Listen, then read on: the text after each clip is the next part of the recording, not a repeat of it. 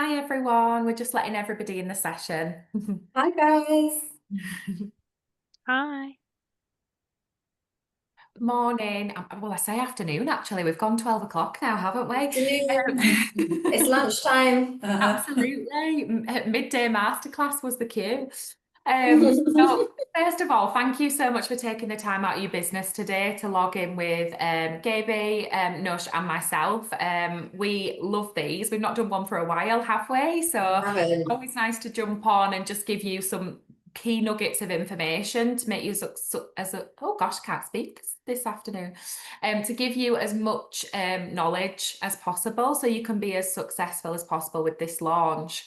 Now, I'm sure that you're all agreeing with me. We've waited for this launch for some time. You know, the feedback in the classroom that I've had over lip products has been the noise from day one. And I'm sure you've had the same noise, haven't you, Nush? Yeah, we have. It was one of the first things that everyone asked us when we did at our launch roadshow, actually, when are you doing lip products? Like they hadn't even tried the other products yet, and the first question was, when are you doing lips? So yeah, it's been a long road actually. It was never our intention to not do it from the get-go. It was always something we had on the agenda, wasn't it? And we wanted to be really intentional about what we put out there for the brand and what it meant for all of our skincare professionals that were going to stock it and sell it and how they build it into their business. So it was always the intention, but as you guys know, it's never a quick journey. It's never an easy one. And some products are more challenging than other things. Yes, this one we learned a hell of a lot with this one. And there were different challenges to what we've had before, and what we thought we wanted to create turned into something totally different. It evolved and it evolved and it evolved, and what we have created with the lip liners and the gloss balms, we're really, really happy with. So to hear that other people are enjoying them, that's the best part of this all for us, I think.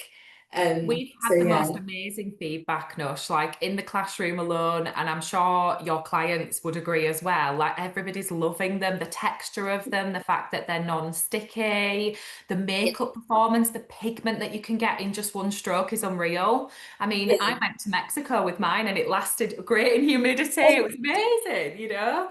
So I think everybody's loving the product. The feedback's been brilliant. Yeah. What I really wanted to dive into today with you is really like the journey there of Yeah. bringing the gloss balms to market and just to dive into that bit in a little bit.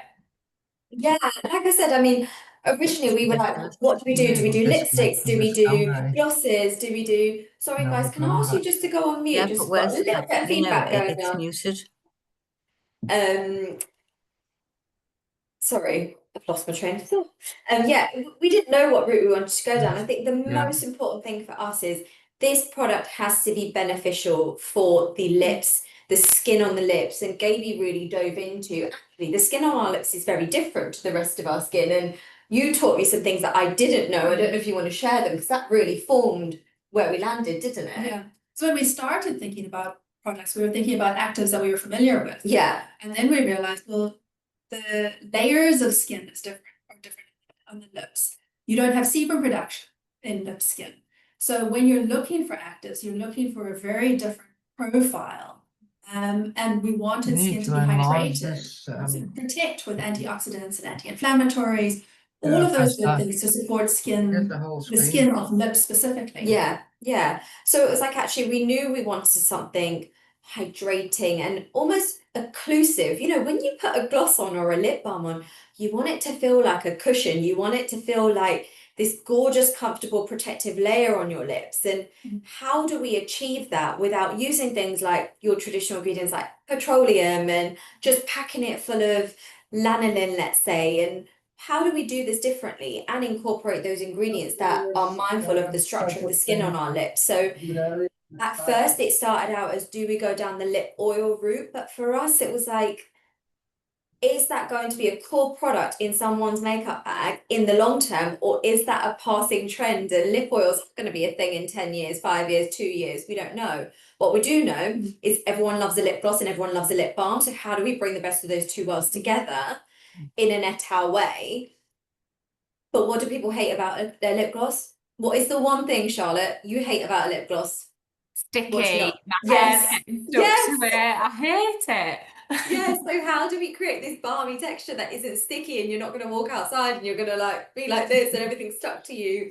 And how do we do that in a and also how do we give it the staying power? It's all well and good you wear a lip gloss. You don't want it to come off every 10 minutes and you're reapplying. So it's balancing all these things and making sure you've got a gorgeous everyday wear product that has a good decent amount of color payoff, but it's not a lipstick because that's not what we're trying to do here, and that's where our lip liners come in to amplify and really like pack that color on where you want it. Yeah. And that really is what started the ideation around, okay, well we want a hybrid gloss balm. Actually, that's what we want. We want the finish of a gloss and we want all the benefits of a lip balm in this, and that's what really started for the gloss balms. And then the liners, our eyeliners have been such a phenomenal success. Like I can't even begin to tell you the love out there for the eyeliners, and that's down to all of you guys on the call. Like you know, the way you guys are pitching those eyeliners and your clients are loving them and you're loving them, like that really was, we have to do a lip liner. There's, you know, it was such an obvious thing for us. So yeah, that's where we landed on the two products. That will be the first two products of our lip category. They won't be the last, I promise you. That's exciting. I love a lip product. But the other thing that we do get asked a little bit is like, obviously Etel is all about shielding and protecting the skin, and that's amazing. So why did we go down the route of no SPF in the gloss balm? Great question. Yeah. Really good question. So I suppose firstly, protection is more than just SPF.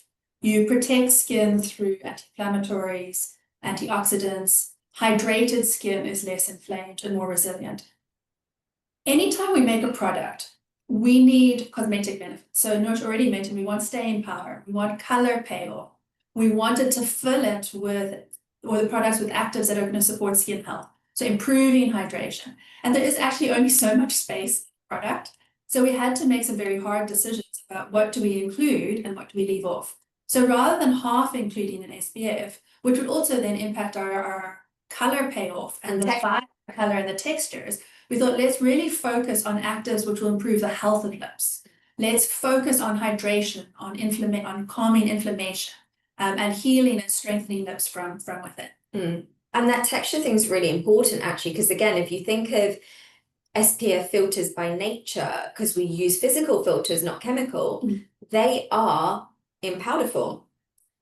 So what is that going to do to a texture like this? And actually, you know, the format of the product just wouldn't have held that. So Gaby really looked at actually what else can we do to protect the lips that, yes, we can't state it's an SPF, but we know it has protective elements and features in it, and that is the road we went down. Yeah, and I think because it's packed with antioxidants, you know, it's amazing, is that, isn't it? It's giving that lovely shielding and protecting. Yes. And while we're on that note, I just wanted to touch on Maxi Lip, because why did you choose Maxi Lip to pop into the gloss balms? It's a super exciting active. Maxi Lip is a tripeptide, so it's actually stimulating collagen production and hyaluronic acid production. So important in lips is we want plumpness, we want volume. What do we get that from? We get that from collagen and hyaluronic acid. And then of course the hyaluronic acid is also improving hydration, which is then protecting. So the Maxi Lip is actively stimulating collagen and hyaluronic acid production, and so achieving fuller lips, hydrated lips, smoother lips. And that's a really good point actually, because I've heard so many people saying to us, oh, is the hyaluronic acid in the formula? But we're talking about stimulating hyaluronic acid. It's not something that's in the formula. It's something that this ingredient, this tripeptide technology, is going to encourage us to do naturally ourselves. And I think that's a really important point. Yeah. It is really important because it's what we live and breathe in skin as well. The fact that we're able to signal our own skin to create that volume, just like the lip, is such a key selling point. Yeah. Yeah, amazing. Now, the other thing is, the other noise I've had is, why did you land on the 3 shades and like the pigments of those as well? I thought we weren't going to have any shades. It was so hard. It's one of our biggest things. You know, we don't use red lace, we don't use any, we're really mindful of the pigment we put in. And when it comes to lip products, It's all about the pigment. It's all about the pigment, and our manufacturers struggled. We went through rounds and rounds and rounds, and we hit a point and we thought we got it. It would fail stability, it would fail compatibility with our packaging because they just didn't know how to stabilize and almost make these pigments dissolve into the formula in the way that we wanted. So they'd split, or they would crystallize, or they would. So it was a real back and forth, and that's why it's taken us a bit longer, because we were really specific on we want 3 wearable shades. It's Etal. We're not going to go down the route of a bright pink and a bright red and a bright orange. No, this is it's always going to be on brand, and it's always going to be what we see the demand for within the customer base. And we knew we wanted a wearable nude, we knew we wanted a soft pink, and then we knew we wanted almost like a berry, something that was a bit more amplified. So we knew the framework of what we wanted, but the pigments were really, really challenging. And we had to really drill down on the raw materials we were using, and we had to get our manufacturers in contact with different pigment suppliers that were planet friendly and skin health friendly, and then they had to learn how to stabilize those pigments and incorporate them into the formulas for us. And it was really hard. And the same goes for our lip pencils, actually. We work with an amazing manufacturer, and they have a library of shades. But we couldn't pick from them because all of their shades are created with red lakes or with carmine or with a pigment that just doesn't comply with our blacklist. So we had to ask them to work from scratch on these things. And the moment you ask someone to work from scratch on something, you have to go through that compatibility and stability over again. So it does take a long time to get to where we are.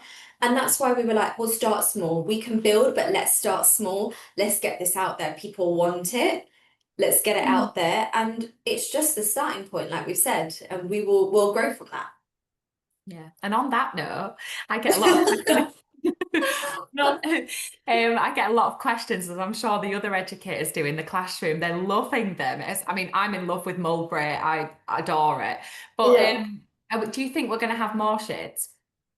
We would love to have more shades. My gosh, we would love to. And we're working on so many different things within the lip category, and we want to expand this. But it's really important for us as well to see how well they do.